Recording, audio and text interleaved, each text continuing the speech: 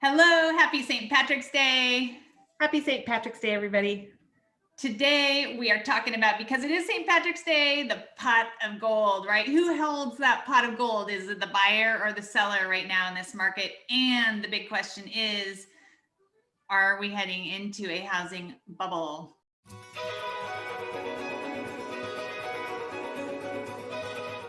No, well, let's see. Let's talk about it. So actually, you're right, we're not. So let's talk about the top 3 reasons why we're not.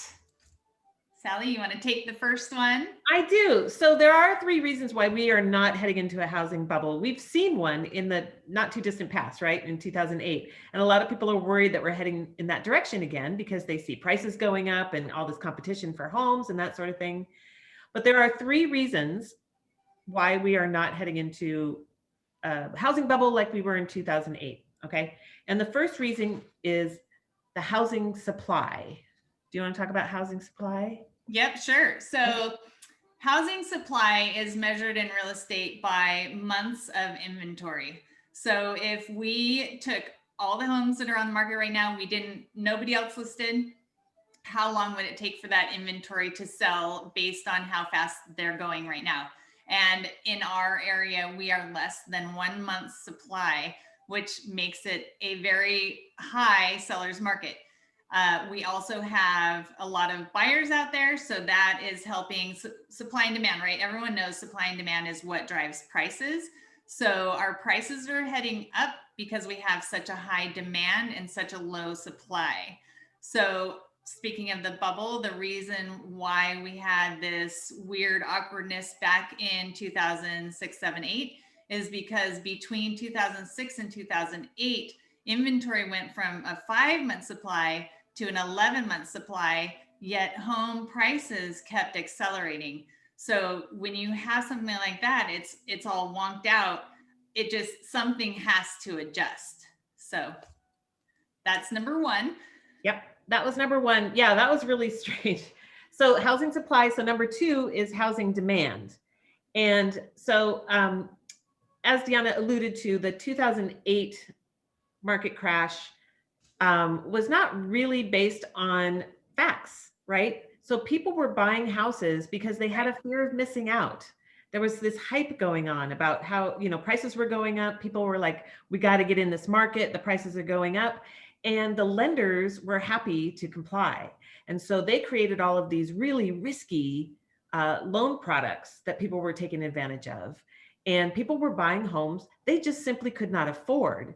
And it did not take long for them to find out that they owed more to the lender than their home was worth after we made those adjustments, right? And so that's why at that time we had a lot of foreclosures and short sales and things like that. We're not seeing that right now. What we're seeing right now, and I'm going to share my screen again. Yeah, so this chart kind of shows the number of risky loan products we had at that time. And that now, since they've been working on this for many years, but in the last few years, borrower risk is minimal. I mean, it's really non-existent because lenders are doing such a good job at only providing loans to people who can really afford them, right? So we've got some great loan products now. Things are a lot safer. The other thing that's happening is more buyers are coming on the market.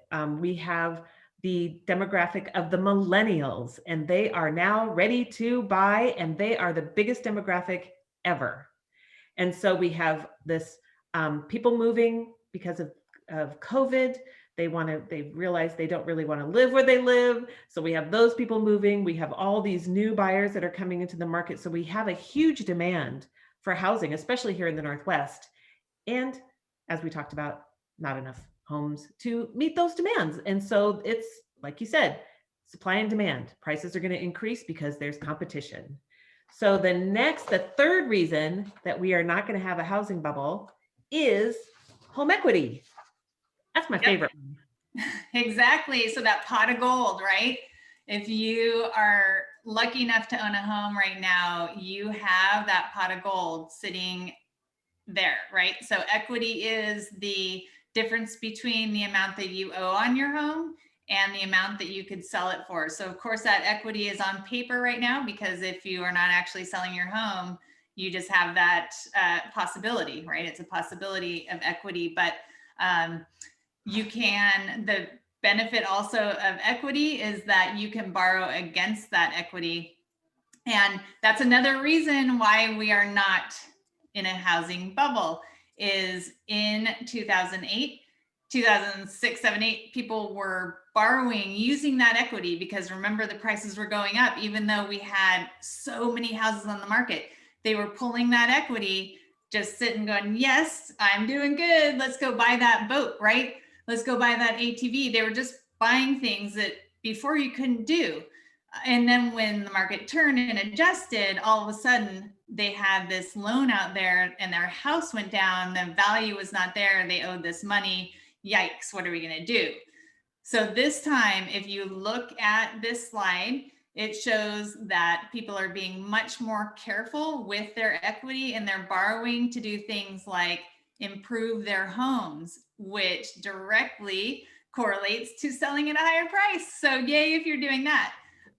Right now, 38% of US homeowners own their homes free and clear, have paid off their mortgage.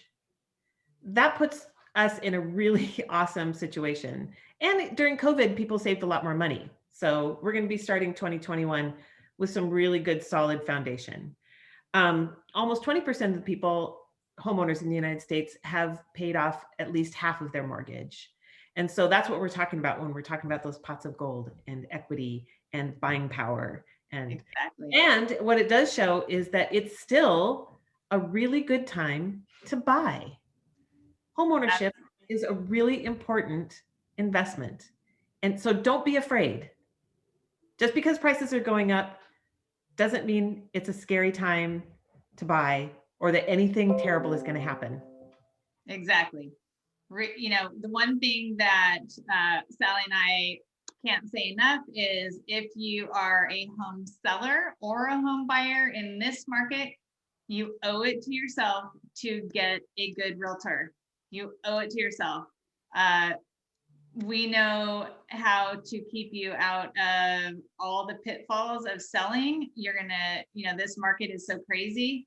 And as a buyer, we're going to help you make successful offers and win that bid. So I'm Sally Farrell. And I'm Deanna Burgon, and we are the Burgon Farrell team. Please follow us on YouTube, like and subscribe so you don't miss any of our videos. Yep. And we're on Facebook and Instagram as well. That's right. Or just give us a call. We would love to chat. Thank you.